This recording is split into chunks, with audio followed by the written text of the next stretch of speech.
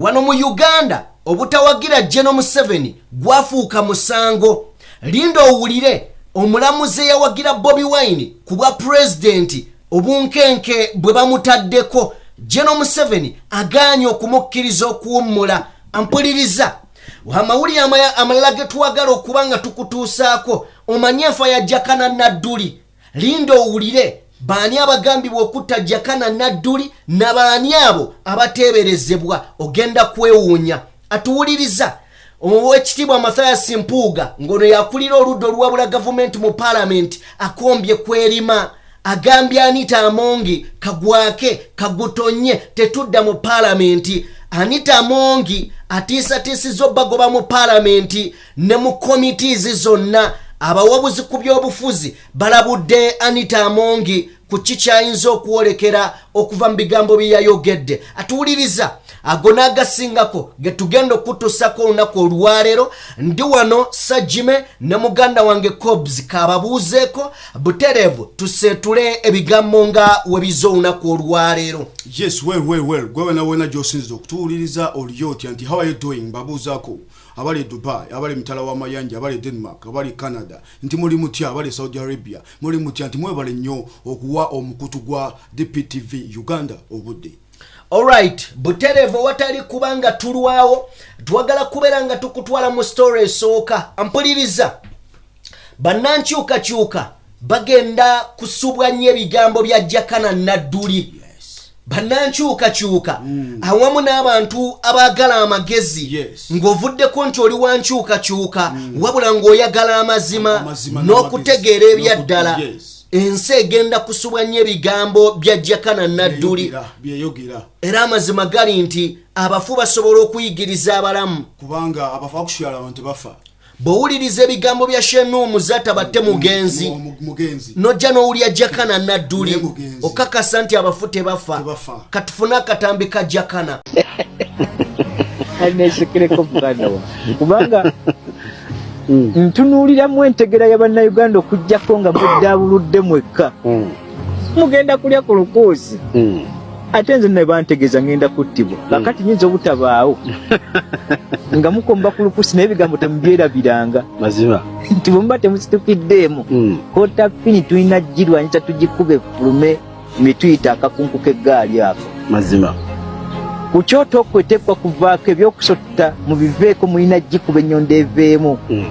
Oh yeah, kitalo nnyo ekya Jakana Nadduli omuvubuka omulungi. Ebigambo bya Jakana byalina amagezi ekyenkanidde ffenna bitujjukize nti tuyina omulimu ogw'okukola tuve mu kulowooza nti n'abakulembeze bokka nti gwe wekka naawe oli safe jo. Okitegedde ebigambo bya Jakana ate yayogera n'agamba nakimanyi ngenda kufa nga siriiwo. Okitegedde naye byenjogedde bitujjukiza nti tuleme mulimo guno ogw'okununula eggwanga gulekera abakulembeze wabula gwaffe bannayuganda singa tetuusituke eno ensi egenda kutulya etumalewo. Omwana wajja kugenda bw'atyo. Okay, butereevu nnyo twagala kubanga tweyunga ku mboozi endala. Tuwuliriza omanyi buli muntu mu nsi ayina entegeera y'endowooza ye ate nga tojja giwakanya. Anti omuntu nga bw'afaana bw'alowooza. Endowooza yo kyekyobugagga kyo. Omuntu bw'afaana bw'alowooza. Either endowooza yo entegeera yo ekuleka mu bwavu oba ekugaggawaza. Kyova baga nti omuntu asirise teyejjusa. Omanya nti oba mugezi oba musiru. Tulina akatambi ke twagala okuplayingira wabula nga bwe tugamba nti ewali omusiru n'omugezi abaawo. Kakati tulina abantu babiri mu katambi kano gwo n'otugamba ani ayogera sensi ani ayogera no sensi. Nyina kyembuuza abaana abannupu nga kwotadde n'omukulembeze wammwe eno entebe gye mulwanirira mugenda kufuga baani? Webale nnyo mukwana ekibuuzo kyo ky'obuuzizza. Sibangako ku sayidi yo n'omulundi n'ogumu naye leero ndi ku sayidi yo era nkuwagira. Obuuzizza aba People Power ne Bobi Wine waabwe ne NUP bagenda kufugaani. Bangi bakyebuuza naye munnaye answer eti tebalina gwe bagenda kufuga. Ekyo nange nkikkiriza kuba si bafuzi bakulembeze. Nkusaba ofune enjawulo wakati w'omufuzi n'omukulembeze. Omufuzi akufugira waakusanze talina kyakwongerako okujjako okutoolako. naye omukulembeza kukulemberamu aba ku mission aba alina gyakwagala aba alina eggwanga gy'alyagala odditwala gye lirina okutuuka gy'alitwala ne lyeyongerako akuzimba. Omukulembeze azimba, omufuzi azimbulula. Yenjawulo eriwo, tebajja kufuga naye bajja kukulembera. Okay, ako ke katambi. Ekituufu kiri nti omuntu si buli alabika obulungi kuba omuwala mulungi alabika bulungi nayegiza busiru magezi mutemuli magezi omuto mukalu dengo obwana obuwala obwogerera nupu obwana obule bwe busaana n'okuwasa kiba omanyo omuntu ne bwaba si mulungi nabanga ayogera bulungi ku nupu bannanga olaba akawala nga kalungi abantu nga basawuda madada nkugambye akana kagenda ne katula mu kyane n'owulirira ddala nga kwogera sense n'obubi bwako nga tobulaba ne kakati ono bw'omuntu alabika ng'omulungi naye obubi bwe magezi talinamu yadde magezi naye ndowooza omwami yamuzeemu ne level amuterevu nnyo akobzi katweyunge ku palamenti y'eggwanga ennaku eno omuliro gwaka madamu lususu nalongo mukyala magogo atuwuliriza njagala okutwala omukisa guno okusaliyutinga n'okwebaza leader olop amazima Matthias Mpuuga ekintu kyokola weetaaga oba kiki n'ekirala babaka banno basaana okwebaza ate n'ekirala nti kiraga nti Kyagulanyi amukozemu omulimu omulungi. Amazima amatuufu gali nti bantu mmwe temudisappointinze bannayuganda naye waliwo Matthias Mpuuga we yali ayagalira okudda mu palamenti naye ndowooza zino buno obutambi buno bwe bazze bakwata nga basinkana famire bambi alabye obulumi bungi olaba ffe ababulaba banengenda barecommendinga mugende ku mukutu gwa president Robert Kyagulanyi mugoberere obutambi obwo mujja kukaaba amaziga where is Narumoso? Where is John Bosco? Obutambi bw'abantu 18 bonna ababuzibwa abagambibwa nti battibwa bannange babuteeka ku webuli. I recommend you guys yabuteekayo mugende banaye mulabo obutambi obwo kiki tuba twogerako kiki tuyita mu bannayuganda owulira obulumi owulira pain so mbasaba agenda ku kibanja kya Facebook ekya President Robert Kyagulanyi Center olaba obutambi obwo ojja kumaliriza nga naawe ayagala Museveni omutima gufudde kuba batuwuliriza bonna so bw'otunuulira omukazi nga speaker amongi maani nga balaatira mu bintu bino abalaata olw'okuba ye abaana abalongo oyingirira abaana be naye tukimanyi bali mu Uganda waliwo ekikazi waliwo oluwala adwavayo nga luli mu kuzinira kulimba lwa tubonga naawe wabula wayita akaseera katono ne bawamba omwana we wa myaka 6 n'akomawo nga yeegayirira asaba abantu bambe bamuyamba amulabidde ku mwana we kati oyo omutumbaavu bw'atyo omugambe yali azinia kutubonga nawe munnaye talaba bibi bebo bajuwadde omuliro paka lasti no change kakati omwana we yabuzibwawo ate awogganira eggwanga kitegedde otegeera omaze kukugira so parliament ababaka baganye tebagenda yo kwekkiriranya sajjime tetukiza kwekkiriranya ekirala Anita Amongi ne government tukimanye ekiseera kino gaba bugumye era batula enfofofo era amazima gali nti kube watali opposition kitegeeza tewali government okitegedde yes kyovolaba tebateredde kati yabagambye teri kudda tagenda bakkiriza yadde kutula mu committee name abagobye emizannyo gigenda okubeera mu East Africa ate gibagasaaki tuyambira nga bannayuganda emizannyo gya East African Games parliamentary East African Games zituyambirawo sajjimi katufune akatambi kano bwe tuvaayo butereevu nnyo tweyunge ku bigambo ebirala nga bwe bizze. Ku Lwokusatu oluwedde bwe yali akubiriza olukiiko lw'eggwanga Speaker Anita Among ensonga y'ababaka b'oludda oluvuganya okusigala nga beepena okujja mu ntuula yagisimbako nnyo amannyo n'abalabula okulya kamanye ng'akoza n'owebbwa. Ono bano yabawera n'okubawera okwetaba mu nkiiko za paalamenti endala zonna. If members have decided to be out of the house, then that means they should also not be in the committees, because a committee is an extension of the House, they should not, and this one goes to the clerk, nobody who is out of the House should be allowed to travel. Kino kyalese bannansi bangi beebuuza obanga obuyinza bwa sipiika buyinza okusukka ne butuuka ku ssa lino. Olwaleero tufunye abayinza okwanukula kino. To suggest that when you don't appear in plenary, you will be stopped from attending committees or stopped from traveling as a member of parliament, that is not justified by our rules. Profesa Ogenga Latigo nga yakulirako oludda oluvuganya paalamenti atubuulidde nti okusalawo kw'abooludda oluvuganya kuli mu mateeka. The opposition cannot be out of order because the right to boycott is a right that every member enjoys. Erias Lukwago nga ye munnamateeka yeewuunyizza okubanga sipiika asobola okukola ekintu nga kino. Kyakozze kimenya amateeka, kiri bweru w'amateeka, kiri mu girasi n'ataliro yakiraba. Bw'otunuulira Administration of Parliament Act eri very clear, eteekawo ekitongole kye bayita Parliamentary Commission n'ekiwa obuyinza ku nsonga ezikwatagana n'okwadministeringa palamenti, members ba palamenti baneyisanga batya, banakolanga batya emirimu gye, privileges ziri zitya n'ebyo bya committee n'ebirala, ne bagamba commission ya palamenti ejja kubeerawo, speaker yagikubiriza. N'ekikwewuunyisa nti speaker yasize olugaayo mu tteeka eryo, in fact yali wambye. Okusinziira ku mateeka agagobererwa ababaka ba paalamenti agayitibwa Rules of Procedure, omubaka yenna takkirizibwa kwebuza mu ntuula 15 eza paalamenti nga za muddiriŋŋanwa nga sipiika takimanyiiko. Mulimu akawaayiro akalambika sipiika okuwandiikira omubaka oyo aba yeebuzizza mu ntuula singa akizuula nti teyamuwa nsonga, era ne mu paalamenti ebbaluwa eyo n'esomebwa.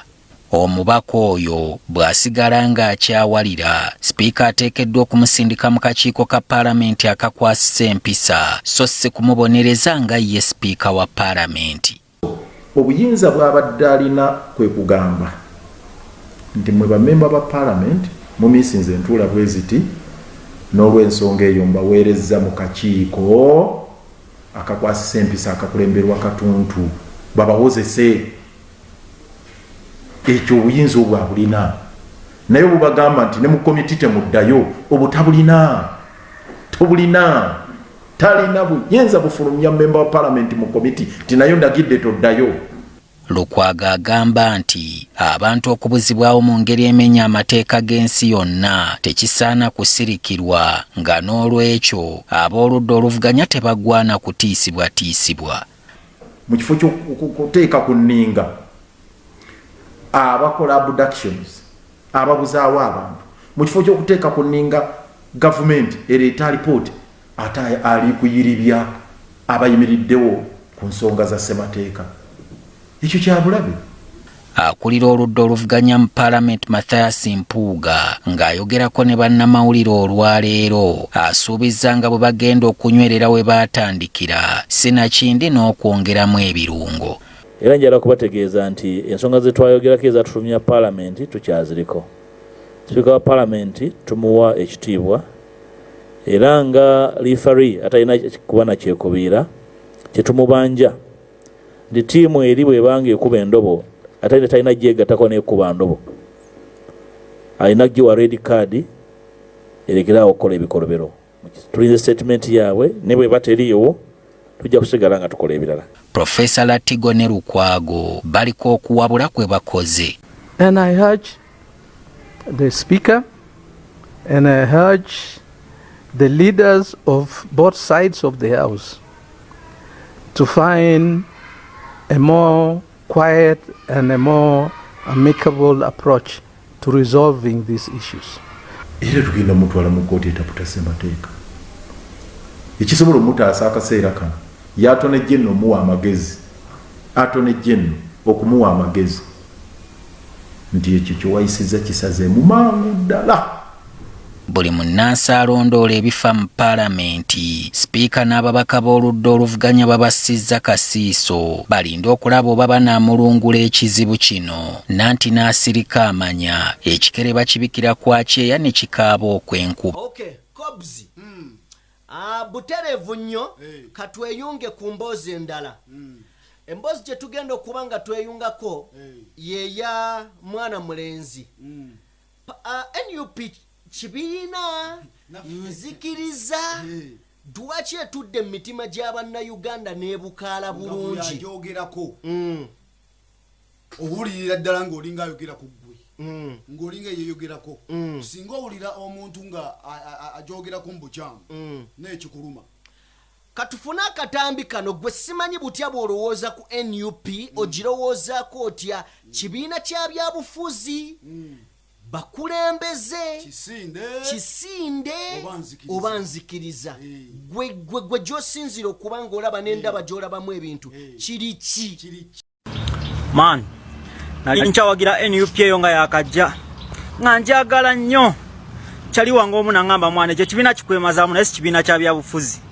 Nempakana nnyo nempakana nituuka n'okuyomba naye nangamba si kya byabufuzi bw'olitegeera amazima oli kakasa. Nempakana naye kati ndi mu kwejjusa. Ekituufu kiri nti kyeyangamba kyali kituufu lwakuba saakiteekako nnyo birowoozo. Bwe ntunuulidde ebibiina ebirwana ekibiina kino ebisuka mu 6 okuli NRM okuli DP simanyi bafangoni MK project bansereko n'ebibiina ebirala nga balwanisa ekibiina eki kimu nga balina n'abantu be babasasula okulabika nti bavunza ekibiina kino naye nga bonna balemeddwa. Ng'ekibiina kye balwanirira kye balwanisa tekirina yadde muntu n'ogu n'omu gwe kihayali nga kikubira kikopo nga buli akubira bwereere naye nga kibalemye. Nenzikiriza nti NUP si kibiina kya byabufuzi. Eno nzikiriza, it's a belief in people man. Tosobola gijjawo nga bw'olaba nti teri muntu akubira busiraamu kikopo teri muntu akubira bukatuliki kikopo naye weebuli existinga nga bo man kyekimu ne ku nuupu. Kiriza nti buli lunaku tufunayo post empya from nowhere nga n'omwana taweza yadde ba followers 5 naye nga akubye na trendinga from different regions ayinza okuva mu northern nga avudde mu Busoga avudde Mbalala avudde mu Ankole avudde wa naye nga post ye esaze. Naye bano n'abantu be bahayalinga tubamanyi tebasuka 15. Tumanyi bulungi nti simanyi legal suspect oyo yamyuka emimwa akubira Nsereka nansonyiwa mu mentioninga bwentyo. Tumanyi bulungi simanyi generation mazi akubira simanyi akubira MK project. Tumanyi bulungi nti balama bafangoni. Tumanyi bulungi nti DP mukama wayo yennyini ate yagikubira ekikopo. Tumanyi buli kibiina naye NUP teyina muntu gosobola ku mentioninga agikubira kikopo. I bet nebo inzo gamba simanyi bakiseka babivaako dda bali kubanja abantu naye olutalo lukyagenda maaso mu buli kabiina. NUP inenda lesuka mu 6 saawa zino kasi yes creating wabula yes creating dawo balabe baazo naye nga n'abazi creating nga zibalemye okuwangula ate NUP yegenda mu kuziwangula tunula olabe. Okay, mu kiseera nga parliament erimu omuntu His Excellency yamuyita Mama Lususu ng'omuntu tokkiririza mu kubeera mufirika naye nga waliwo abeefuula nti bali mu simanya pan-african because ebitya okitegedde naye nga abantu be bakozesa mu parliament beeyerusa n'okweyerusa kitegeeza tali proud kakati jo twabadde mu kuziika ow'ekitiibwa Joyce Mpanga waliwo omukungu omu yavuddeyo bw'atyo nansabulira sijja kikweka yansabulidde nalabyeko at some point His Excellency ekyogeddeko n'agamba nti sijja kusabula ng'oli oli muga nti asabudde ekitegedde kati katufune obubaka buno African woman buno omulembe gwe tulaba abakyala abakulembeze nga beefumba naye ffe tetwefumbako bannange tuwulira bubi nnyo. If you are not a proud African, how can you?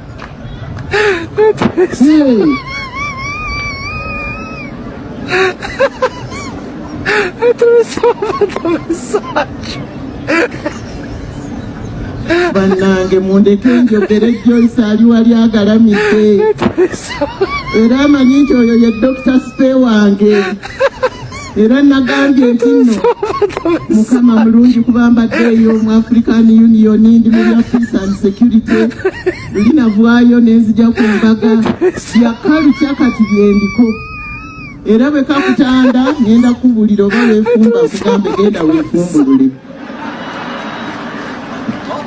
Eyo nanga tuvuddeyo atuwuliriza bino ebigambo mubiwulire bulungi. Omulamuzi Kisakye eyatuula mu musango nga Robert Kyagulanyi Ssentamu ne National Unity Platform batutteyo okwemulugunya ku nziba okutulugunya n'ebikolwa ebibi ebyali mu kalulu kano. Atuwuliriza ababaka bajjaji bonna bawe ensalo okusinziira ku ntegeera ya mukama waabwe. No, basuula professional yaabwe ne bagikola ku lw'omuntu. Okitegedde okusiimibwa mukama waabwe.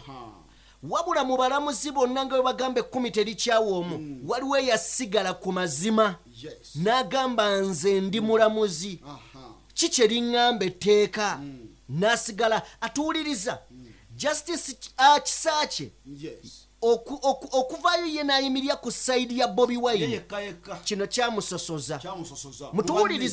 Mutuwulirize bulungi. Tujja ku statement Museveni gye yakoze kyamuwalanya era mu kiseera nga bawaruulingi yaabwe abamu baasoma ezaabwe Bowinyi Doro n'abalala. Atuwuliriza Kisakye bwe yali ajja yo okuwaruulingi ye eyiye empapula ne bazibuza. Tekyakoma ku ekyo Owinyi Doro n'alagira amasannyalaze ne bagajjako era Justice Kisakye yasigala alemeddeko. Newankubadde bamala okujjako amasannyalaze saabalamuzi ne banne ne batambula ne baggalawo kooti nga ye kyokka mateeka abalamuzi bonna bali mu musango baba alina okuwalulingia naye ye tebamuganya. Wabula mu kulaga obuvumu n'okulaga nti nze nkola kyenteekeddwa okukola wadde bali baavaawo yaweeyiye lwampaka. Okitegedde yaweeyiye wadde tebaliiwo era eba tebalibwa naye yagiwa n'atulaga nti bino bye babadde bataagala twogere oba mbagambe. Justice Kisakye yakkiriziganya ne Bobi Wine n'agamba nti yayina eddembe okuwaaba yayina eddembe okwogera ku kalulu obutali bumativu obwakalimu n'obubwe ng'omuntu. Bano kibaali bataagala.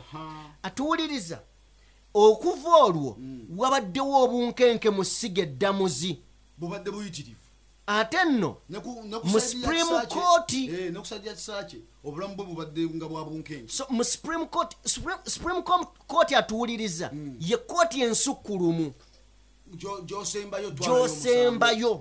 gy'osembayo okitegedde after the Supreme Court tewaba kirala. mu international court. So kooti eno okuva ebyo we byabeerawo obunkenke okugugulana saabalamuzi yennyini abaddenga tawa mukisa Kisakye mu misango egy'enjawulo era kino kyawaliriza Kisakye ogenda gguleewo omusango ku Owinyi Doro ku mukama we.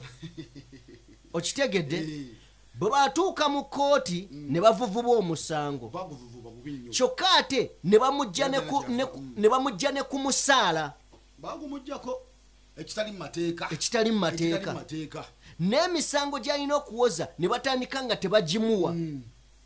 Ekyamuviirako n'akaluubirirwa n'agenda actually Kobzi soko tusomere ensala Justice Kisakye kiki yayogera ku musango gwa Bobi Wine. Yayogera bwati omukyalo ono ye yali ayogera mind ye yayogera bwati nti I felt it is my constitutional duty to disobey the unlawful orders of the Chief Justice and to fulfill my duties as a member of this quorum. Okitegedde bulungi bye byali ebigambo bye nti nawuli nti nze mpulira nti kyange nganze kye nasoma kimpeebwa kisemateeka wange okukola ekyo obutagondera ebyo biragiro ebitali by'amateeka ebyali fonse kuba chief justice ebyali fonse bye bigambo byayogera ku olwo so ebyo byamuzaalira leenya omusaala ne bagumuggyako emisango gy'alina okuwoza ne bagimugjamu kyamuwaliriza okgenda mu kooti awaabire mukama we teyafuna bwenkanya era ekyavaawo n'awandiika ebbaluwa 2 ng'azisindikira Gen. Yoweri Kaguta Museveni ng'amutegeeza ayagala kuwummula naye ayogera bino ng'abuza emyaka 7 emyaka retirement age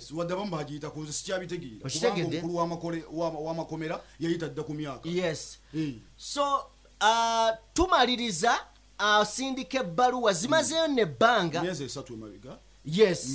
Gen.M7 okumwanukula yamugambye kikafuuwe okyalina ebyokwebuzibwako togenda kuwummula yaganye okumuwummuza naye ng'ate bakimanyi kubanga owinyiddoro kyakola omanya Museveni kyakola omanya ye kenyini biragiro biva eno mumunyige okitegedde naye lwaki mwami Museveni tayagala kisa kyawummule ekisooka kino kirabisa bubi essiga eddamuzi olwaleero kisa kye bwawummula omusango gwali foosi owinyiddoro gwe yamuwabira gyeguli kakati balina engeri gye basobola okugukwatamu ne baguvuvuba nga bagamba mwe muli baawamu naye singa avaayo okitegedde anti kati ye omwami Museveni ye aba yakibaza edda nga woyogedde awo singa kabaka balya ye n'owinyiddoro olwedde kibalya kati tebaagala gwa bokka tayagala kuluzinga yekka era aba ayagala waakiri agwereko n'ono nejjukira omuntu aganye omuwummuza agenda akola ebintu bye birala tebamuwa musaala alawensi bamumuggyako emisango tebakyagimuwa kati kikyakola mu judiciary kikyabaakola y'okujjawo okuyisa ebivulu okitegedde kati bamukuumira awo atuwuliriza awo webiri nti bw'oba tokkiriziganya na Gen.M7 bw'obanga ddala olimu akasaaya akatonotono aka opposition ogenda kubonaabona mu Uganda ogenda kufa oba ogenda kubonaabona oba olina omulimu omulungi oba olina mubi ogenda facing a rough time ogenda kuba bubi ye government ya mwami Museveni autocratic government okitegedde so buterevu nnyo twagala kubanga nawo tuvaawo bwe tuba nga tuvuddewo cobs njagala twegatte ku mboozi ya Jakana Nadduli bategeere omwami oyo biki ebyamu Jakana Nadduli yafa yattibwa okusinziira katambi kogenda okuwulira Jakana Nadduli yattibwa naye ebibuuzo ne byogenda okuwulira muno ani yatta Jakana Nadduli baani abateeberezebwa okutta Jakana Nadduli mugenda kwewuunya kubanga abantu b'oku Lusegere ate be bali mu lukwa olugjawo Jakana Nadduli ngeera bujjo ebitambula alibeera wa mu nnyumba so katufune akatambi kano bwe tuvaayo atuwolekere ensonga z'obuyisiraamu zikutte wansi ne waggulu azingiddemu n'abantu abalala ab'enjawulo mbumpimpi zizzeemu amasannyalaze amalala abasiraamu be tubadde tutamanyi nti basiraamu bazze mu kale katugende mu katambi kano I hosted him once on issue yali ey'abavandimwe kyekyaviirako okuba nti kyassa Jakana oba kyamukwasa okusinziira ku information gye yampa era eri ku record era weeri yayogera ebigambo bino n'agamba nti number 1 okusomesa kwe yasomesa okw'enjawulo ku buvo n'obudde obw'Abanyarwanda number 1 kyekyasookera gye yali mu interrogation bwe baali bamubuuza kyekyali ku mwanjo number 1 ani yakugamba osomese ku Bannarwanda olukusa walugjawa bo bwe agutwalanga musango kuba ate surprisingly to be on record era video yagikola nange yagikola na kankaka but when I went back amazima the guy thoroughly described and taught accurately bravely nga kugamba boldly ku buvono obuddo bw'abanana ndange bye nali amazima nga Katonda mugubye simanyi bonna gye baayita ne gundi zaabwe zonna. To be on record banabyafuzi betuna mu ggwanga Uganda, you've covered politics emyaka mingi, you're my senior. Simanyi oba oliya kuba banabyafuzi soba kumenya Ibrahim Ssemujju Nganda, ba Kasibante, Banamboze. Yeah. I don't think they have ever taught those things. No. Atenga ffenna mazima gali nti ebimu tubimanyi naye information yemu natunira video nga sibimanyi nako. Muntu ayinza okwebuuza kuba ye yakigenda akyogera ne record nti video ezimu yagenda okugira nga zijjiddwa, yagenda ova mu komere zimu nga zijjiddwayo ku mukutu ogwa kanka akaso ekyo kimu eri gye yali mu tocha chemu baje bamu interrogating era byebimu ku ebyali kumanya ekyo twagala kumanya abatajjakana baali mu nju baali bwere. Ekyo tekyetaaga kubuuza na nnyo. Abaali mu nju baali bakola mulimu gwa kuinforming, however mu mateeka era nabo mu madda baba balina okola ki okuteekebwako. Naye omuntu the first suspect nzirayo ku musango guli eri ogwasigane mu court Uganda versus Jakana Suleiman Nadduli gwe bagamba ogwa sectarianism. Abaali bamuvunaana baali baani? Baali ba family? Nedda. Abavangayo ne beewaana baali ba family ne bagamba nti kaakati oyo tumazera inside story oba inside source nga nti abambaga nti ekyo kizibu twakimala. Ababyogera si ba family.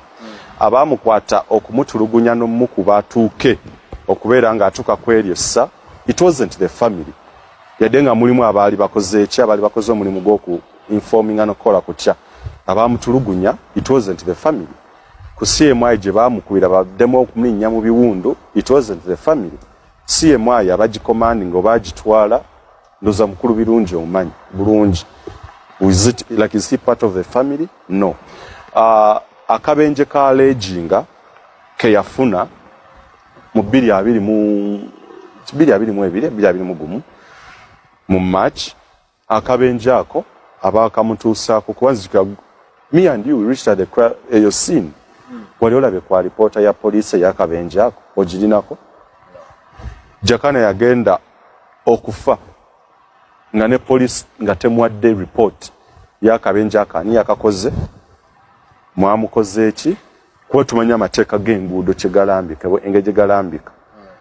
Akabenje ako bwatuuka crime scene ye kenyini yandescribing naye watuuse onolabanga emmotoka singa yali eva eri mu katale k'ematuga ku mabanda ejjekkirire bweti emmotoka okuweta ssebo ng'emmotoka eremereddwa okusiba naye tayita mu maduuka gali gayingira abantu okuba n'enyanze kubasaawulira kwera alipoota ate Jakana ye gyayogera nange bye nawulira mu bantu awo tewali kugamba nti abantu 20 baafa.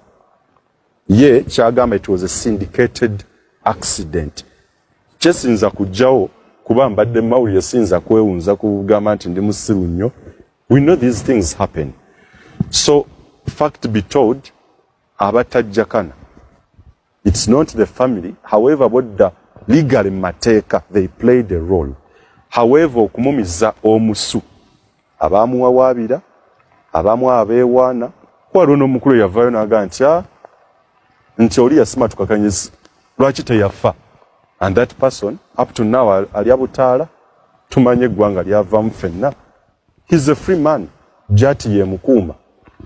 And you ask yourself nti bwe tubeera nga ddala kituufu tuli mu ggwanga lye baalwanirira omu ku ono gwe battira omwana be lwalwanirira okuleeta emirembe ono gy'ayogereramu akuumibwa Jati. Haji Nadduli akuumibwa ki? This is a free person moving abatulugunya Jakana up to now. There is nothing ekyabakolebwako.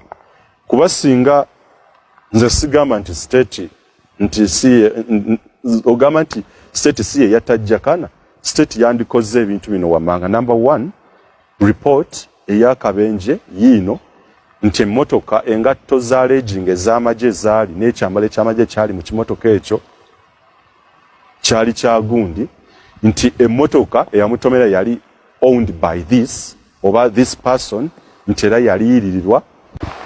I got an advantage of interviewing or posting a Jakana around 2021 issue yali abavandimwe wenzijukira olutalo lwabwe lwali lutandikidde olw'amaanyi ennyo between him and Frank Gashumba Mayunguni wamu ne Lawrence Muganga baali bakuba ekintu kino n'omusajja omulala akola ku radio Simba gwe bayita Gen.M7 naye olwe nategera Jakana kuba nalinga mulaba bulabi naye ku olwo yajja ku ofiisi zaffe true and I saw an eloquent guy yali too informed to the extent nti Uganda eyinza obutazaawo we are informed guys abali mu industry.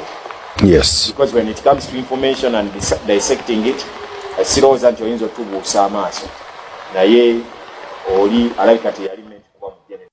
So amazima kyekimu ku ekyo ekya Sajjakana. After the release ya Jakana nga bamutadde n'ebirala kankaka yatwala obudde okubyala Jakana. No. Biri ku record. Mu kuziika teyajja, mu dduwa teyajja, ne okubeera nga akubagiza oba. Yes. Kuba Jakana kiri ku record yagamba nti I've had allegations while I'm in Communicado. Abakulu bantegeeza they allege nti gwe yawa information era zaagoberera n'okumpaayo to betray me. Naye njagala ojje we set the record straight. Number one, tukole video ng'obyegaana. Yamuteeka ku nninga by the way. Dini bw'obeera nga bampeereza ssente wakakadde kamu olina kubenaga ssente zonna ziwadde Wamala n'okenoga Wamala ssente nga saaze naye tuula ku Uganda ey'enkya you clarify ne mala wiiki nga sigikoze. What does it mean? Era yamuyita namuwa initiative namugaa just come, these are allegations. Ndi ku kitanda wano n'ate n'otajja nakujja. These are all videos on record and statements on record. Iye obadde mukwano gwange gwe mmanyoze nkwangako video naye nenva ne muguni nembadde ne mukoti wonna bakoze kibampambye. I've not seen you Wamala gwendaba yajja mu court of covering sessions na chichichi. Abantu bano bye boogera tebanga bituufu. Come twogere tuli ba Luganda. That's what he told me. Nti naye amukubira n'amwa initiative sigumu ebiri. Bwe yava ku kitanda kwawe era bwe yaweebwa beero yasooka ku kitanda okufuna obujjanja because he was tortured atenga mu komera gyali nga tafuna medical care eri kumutendera oba ku mutindo gwe yalina ofuna. Yateeka kankaka ku nninga nga wa omusajja teyajjayo byonna bye yamuteerawo. Era n'aŋŋamba Wamala kyensigazza kiri kimu kwogera bintu bino ku kamera. Kuba abantu mbadde ku UNN ey'omulangira Kimbugwe banga bampereza ssente ze sirina kye nafuna n'omukulu njogedde naye ajje twogera as brothers nti bannange wano nasobeza kwa ffenna tusobya naye Jakana yafa akolimidde kankaka ng'agamba tojja kufuna ssanyu. No, it's on record. Bino byonna byenjogera biri ku record. Yagamba video zange of course ezimu was playing actually you attributed them gaganti kankaka nkukolimidde kubanga yamuwa initiative dini bw'abaawo ensonga ompita nonga no this matter must be sorted like this but when I don't come nga ompadde grounds zonna nonoonya n'okunnoonya nga lugeri mbadde obadde osooka okunoonya okukola video nenzija mangu naye nowuli allegations nga Wamala jangu nemukugira okuziika n'otajja mudduwa n'otajja. I think omuntu ategeera kiba kikumala okunnyonnyoka n'otegeera nti ddala kituufu red flag eri ekola ki. Okay, eyo y'emboozi ya Jakana Nadduli. Bikwasa ennaku. Ensi emusubwa. Bikwasa ennaku. Naye njagala okkirize nti amazima mabi mu Uganda. Yes. Kuba Jakana teyafa dwa ki naye yafa lwa mazima. Amazima kinajjukirwa n'omu awumule mirembe Kirumira. Naye yayugira ffe kye kisinga otwewunyisa oba kye kisinga otunyiiza nti omuntu ayogera n'agamba mugenda kunsuta nkimanyi. Niera ne bamutta. Kyokereteera ne bamutta. Okay, katweyunge ku mboozi y'Obuyisiraamu yeekolera Itongwa yatugambye nti ono bamuyitaani Sheekani ono yatunda emaali y'Obusiraamu mubajje yagambye ono mubajje mumaze mumpe omulala kyogamba yeefudde gundi ono ndi mutta ndikwata mulala okitegedde agambye mumaze naye ddala Itongwa wagambira nti ono mumaze mumpe omulala abamugambye biki katugende mu mboozi eno kati ninyo sajja olwale ndi musanyufu Lwaleero nazalibwa leero se. Nazalibwa leero. Happy birthday. Ndi musanyufu. Ate ne kyandi musanyufu. Nti gwe mwezi ogwa Museveni ogwali gwa Ssekabaka Muteesa. Okitege November. Ndi musanyufu nnyo banne abatu abampuliriza. Mu njoze yoze. Badaye. Cobbs yazalibwa leero. Dere na kuzomwezi 24. November. Lukumwenda yogera. Lukumwenda 95. Mbadde manyi. Engoli mutonyi. Emyaka tuli balongego. Kale katugende wayekolera. Waliwo enjawulo ey'amaanyi ennyo wakati w'okukulembera n'okutegeerera. Naye abakulembeze ne be bakulembera ebintu bino bibiri bikyabalemye okwawula era tebamanyi enjawulo eri wakati waabyo. Nti okukulembera n'okutegeerera ebintu bino byombiriri byanjawulo nnyo tebirina kakwate. Bangi balowooza nti abantu we balonda omuntu abakulembere babeera bamutikiddemu n'obuvunaanyizibwa bw'okubategeerera. Nga n'abakulembeze bangi oluvannyuma lw'okulondebwa abantu babakulembere ate basalawo okutuulako mu ntebe y'okubategeerera. Naye ggwe omukulembeze alowooza nti abaakulonda tebategeera ate yeggwe muntu asinga obutategeera. Kubanga bw'oba olowooza nti bali abaakulonda tebategeera ate baakozesa magezi okukuteeka mu kifo ekyo bakulembere ggwe mwolowooza nti olina kubategeereramu butegeerezi bo tebategeera. Paapa yakulembera eddiini y'Obukatuliki mu nsi yonna naye tagitegeerera. Akulembera nkulembere. Era lwalikola ekintu ekimufaananya nti ayagala kutegeerera ddiini ya Bukatuliki, Ekereziya Katolika erituulirawo ne bamukunkumula omukono mu kibi ekikulaga nti si yategeerera eddiini y'Obukatuliki. Akulembera nkulembere. Shame bajje n'olukiiko lwo. Mmwe ki ekibalowooza nti mmwe mutegeerera Obusiraamu? Temulina kukulembera bukulembere.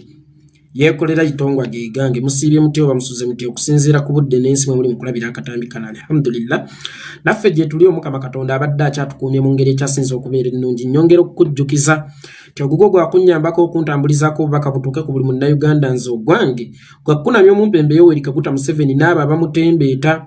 Ono si yeekolera Itongwa munnankyukakyuka yayogera wabula Abdul Kikomeko yeekolera omusiraamu yayogera. So nekubidde disclaimer ku bantu abagenda okujja bajejembukane ti abankyukakyuka bakwata ku kino bakwata ku kiri Museveni abalemye kati balumba maddiini. No, ono si munnankyukakyuka yayogera, omusiraamu yayogera, ng'omusuubuzi w'amatooke bw'anaayogera, ng'omukalakasi w'ebyennyanja omusiraamu bw'anaayogera, ng'omuvuzi wa booda oba wa takisi omusiraamu bw'anaayogera. Bo baba bakkirizibwa okwogera kubanga basiraamu. Nange ow'enkyukakyuka nja kusooka neeyambulemu akakoofiira k'enkyukakyuka nyambale entalabuusi y'Obusiraamu njogere ng'omusiraamu temumpalalira. Waliwo ebibuuzo bingi nnyo naye ng'ekituufu tebirina ansa. Naye gye tunaawunzikira vidiyo eno weesanga tujja kuba tubigassegassa oluvannyuma lw'okugatta emitwe ababiri ne tufuna ansa. Ekibuuzo ekisooka, eyasinga ekyapa okuli ettaka okutudde ekitebe ky'Obusiraamu ekikulu okuli n'omuzikiti gw'Abasiraamu omukulu okutudde Supreme Council yakisinga ngaani? Yakisinga ku lwani? Yakisinga ssente mmeka? Era ssente zaakola ki? Ekibuuzo ekyokubiri, tuwulira nti bawannyondo ba kkooti baayisizza ekiwandiiko omuzikiti gwa Odi Kampala gutundibwe olw'ebbanja ery'obuwumbi 18. Naye ekibuuzo kiri kimu, ani oyo atunda? Kooti, banka kye yakuleetera omusango oba Manerenda kye yakuleetera omusango? Tuwulira gutundibwe olw'ebbanja baazeewola wa baazeewola. Ekibuuzo ekyokusatu, omuntu yenna awola ssente awola okusinziira ku value y'ekyo kye bamusingidde ng'omusinga. Singa omuzikiti guno bagutwala bagenda gufuula kkanisa oba bagenda gutunza Basomaali? Kubanga singa nteekayo emmotoka ng'omusingo bwekulemerera okusasula njuguza omulala n'avuga, kale nange mbuuza Bannayuganda mubaggyeko obuvunaanyizibwa bw'okusaalira mu muzikiti ogwo mugenda kuguguza Basumaali.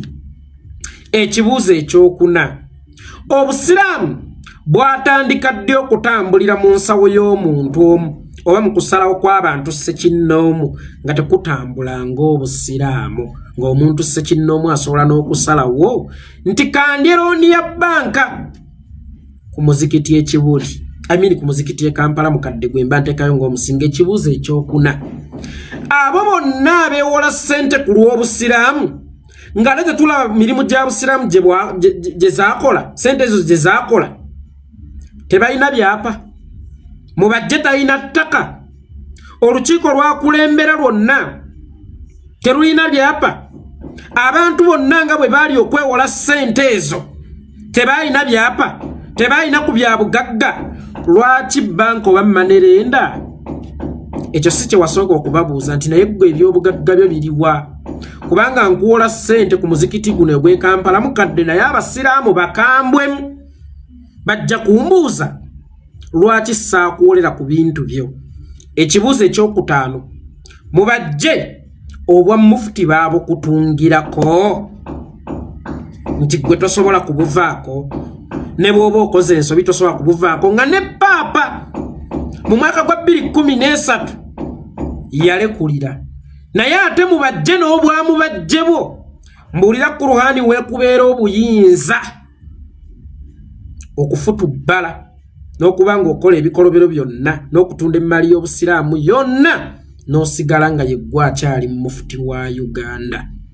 Ekibuuzo eky'omukaaga, abange sharia law mbi oba nnungi? Kubanga sharia law eragira omubbi tumutemeko omukono.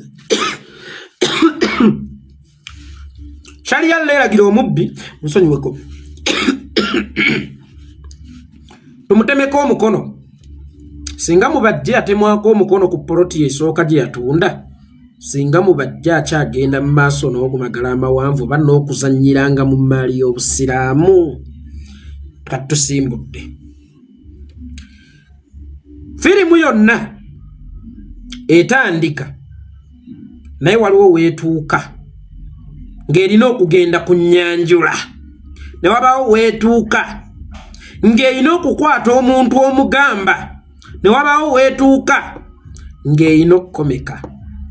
Mwaka gwa 2012 firimu yatandika ey'okutwala oludi Kampala. Buuza yatandika etya?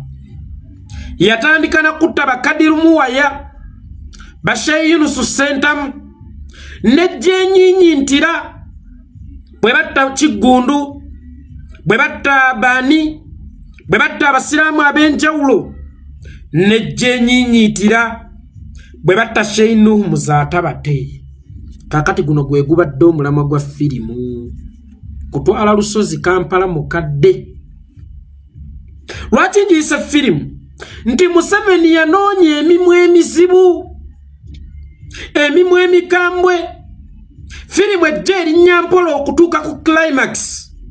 Kakati botta Kadiru Muwaya, botta Yunusu Sentamu, egyo gy'emimwa egyali kufuukidde ekizibu, naye nga tegyali gy'amaanyi nnyo, tegyali voko nnyo, tegyali vabo nnyo.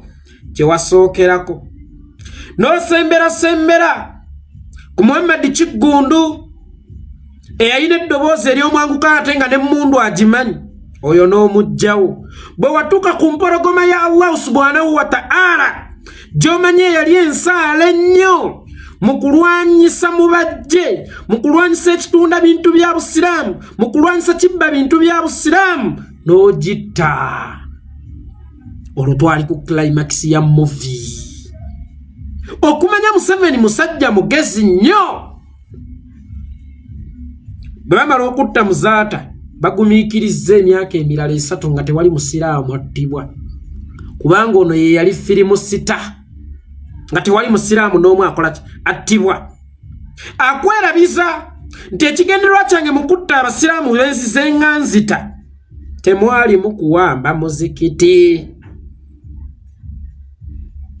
Kubanga singa yatandikirawo okulaga obwetaavu bw'okugwamba mu budde obwo, wallahi ya Mungu mwenna mwali kibuukiddewo nti ekitegeeza bulijjo ekissa abasiraamu kuwamba muzikiti kati asoose n'abeera biza abasiraamu bammwe abattibwa n'amala emyaka 3 nga takyakola butemu kaakati ayise mu kkooti agamba twagala kasozi Kampala mukadde ebbanja lya buwumbi 18 libayinza okusasula naye nga naffe abasiraamu ne bwe twaliyagadde okusasula twebuuza tusasula ani era ani yazirya ku lw'abaani era zaalagawa njagalo kibategeezaako abasiraamu tewali ssente n'emu ebanjibwa busiraamu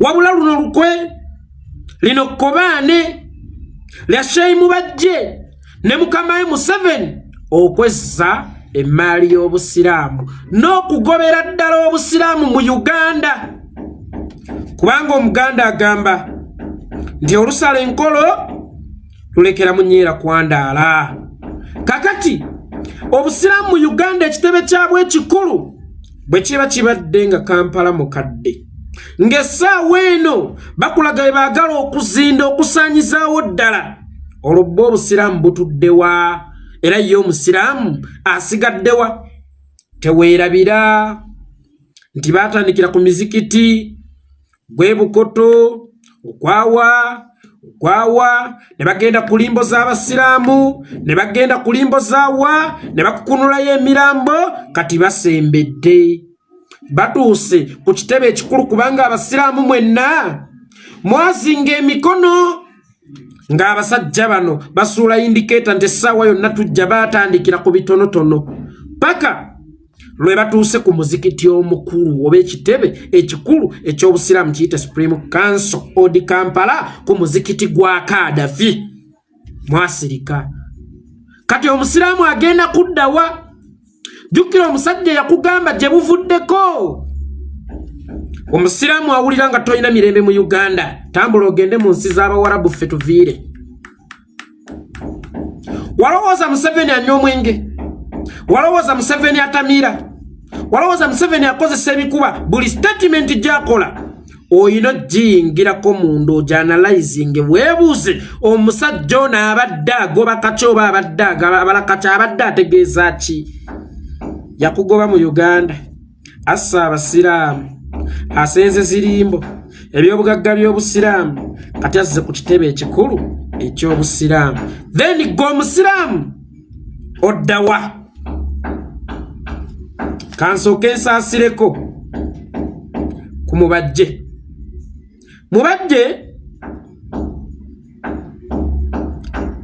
Museveni talinga kkovu Museveni alinga nga akasolo ke bayita chita ke kate mu Luganda taleka mukululo gwe mukululo ogubadde kumusanyira data games seso n'okusaanyawo obusiraamu n'okubba emmali y'obusiraamu gwe mukululo ogubadde gumuyambako okusaanyawo abasiraamu olowooza naawe omulimu gwo teguwedde olowooza naawe togenda kuttibwa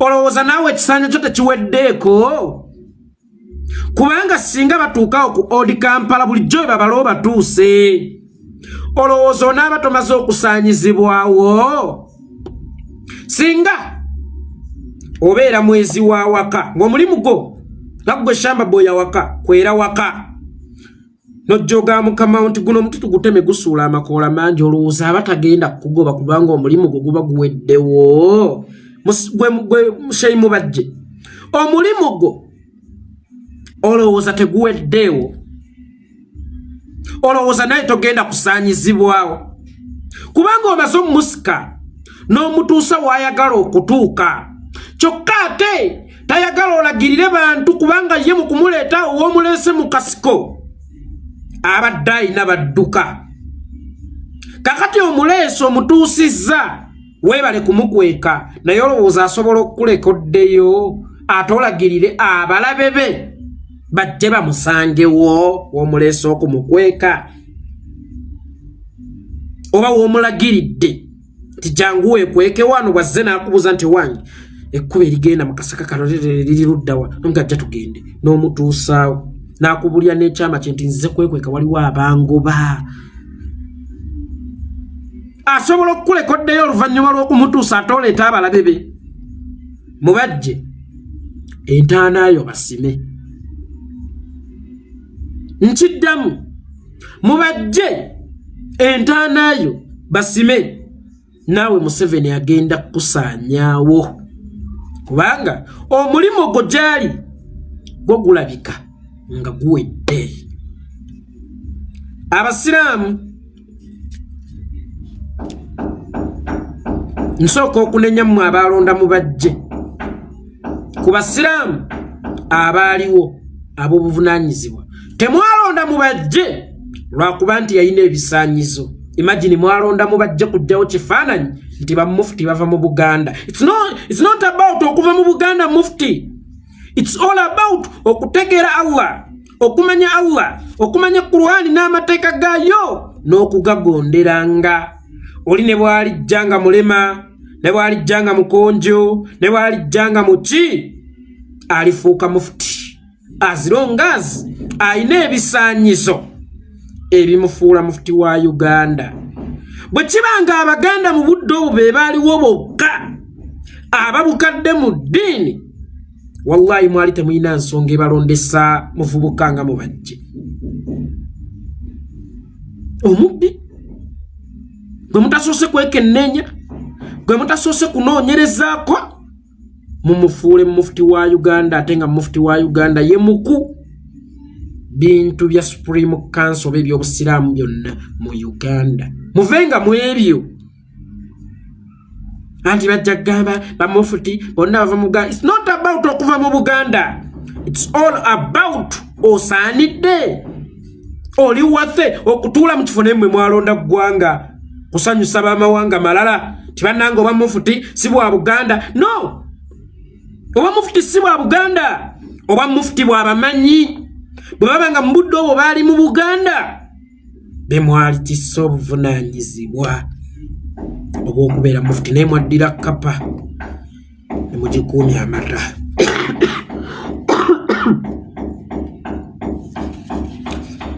Mwaddira embwa ne mugikuumya ennyama. Ate mmwe abaagala okusanyusa abantu ate mufuddeeyo kunoonyereza ku background yono. Yali biki? Yakolanga mirimu ki? Yakulira wa? Yakuzibwani? Mize ki gye yalina mu buto? Emize gye walina mu buto abakasigo nga kasirise busirisi n'ebiseera ebisinga kadda. Yensonga lwaki osanga omukadde omukyakaze mu butaba yakyakala n'awumulamu awo mu gyasatu anoonya ssente bw'akula n'afuuka ekizibu. Kati noono mwali sose ne munoonyerezako mmere y'abantu ki gye yabba ng'akyali muto. Bakazi ki be yakwata oba bawala ki be yakwata ng'akyali muvubuka. Bukumpanya ki oba buli az'amaanyi ki bwe yakola ku bantu ng'akyali muvubuka nga temunnamutuuza mu kifo kya buvunaanyizibwa ng'ekyo. Ekituufu kiri nti kati ate nsaasira nnyo omuntu abeera emabega wa mubajje nga mubajje yasaaza. Tukkirize mubajje yakaafuwala kubanga oba omuntu owemulako nabagamba ebibi bisiŋŋana, oba owemulako oba osoza ku munno oba okuba omuntu oluyi naye n'otunda emizikiti gya Allah, n'otunda limbo omutudde basiraamu banno ne babaziikula obuguma ne budda kungulu, n'otunda ekitebe ekikulu eky'obusiraamu ng'era ngamba nti oyo abatasaana kuddamu kutoola la ilaha illallah muhammadu rasulullah teyeetaaga kuddamu kutoola shahadi, tannatoola opya shahadi akulemberenze mu swala. Oyo ne bw'asala enkoko sikyalya.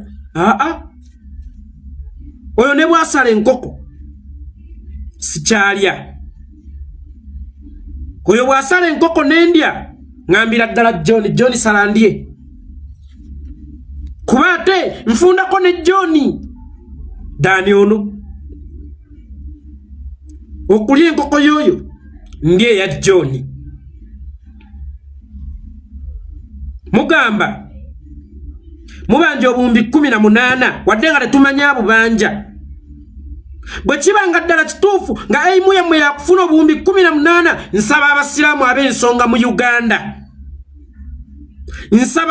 ab'ensonga mu Uganda muggulewo akawunti abasiraamu tusukka mu bukadde obutaano abakuza abategeera ng'oggyeko amabujje tuwera obukadde obutaano Museveni aweza amajja akakadde aweza akakadde k'amajja oyo Museveni bw'aba takaweza awo sigenda kugendawo naye ng'ate bwe tunaanyigirizibwa ennyo tugenda kugendawo naye leero kyenjagala abasiraamu obukadde butaano buli omu waleeta 3,300 tuba n'obuwumbi 15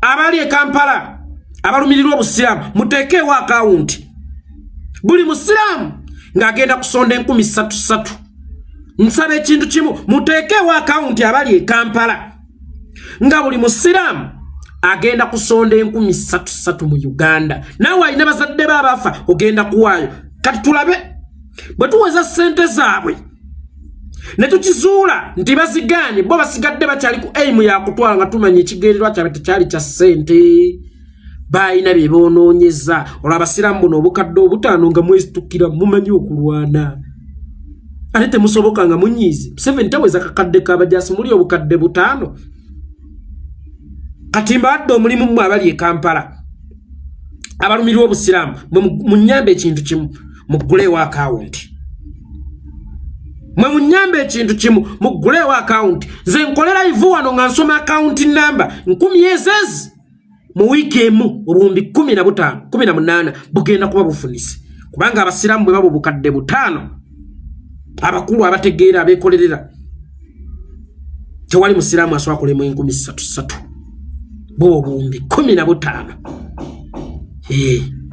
kakati bwe munaazifuna ne muziwaayo ne bazigaana nga mumanya nti luno lutalo lwa ddiini waliwo ayagala okugoba eddiini ya Allah mu Uganda mweteeketeeke nkiddamu mweteeketeeke abali e Kampala mumpeereza akawunti namba abasiraamu abali kompitenti kubanze ne bujja n'akawunti namba nsokunoonyereza ne mmanya nti oli mufere mumpeereze buweereza akawunti namba ku namba eyo gye mulaba 0773 mugimpeereze mu WhatsApp tutandike kampeyini wiikeji nga buli musiraamu oleeta 3,300 mu wiikeji obuwumbi 15 weebuli 18 weebuli mu busasule kale tulabe bwe bagaana ssente nga tumanya nti bano baagala kugoba busiraamu mu Uganda mutegedde ekiddako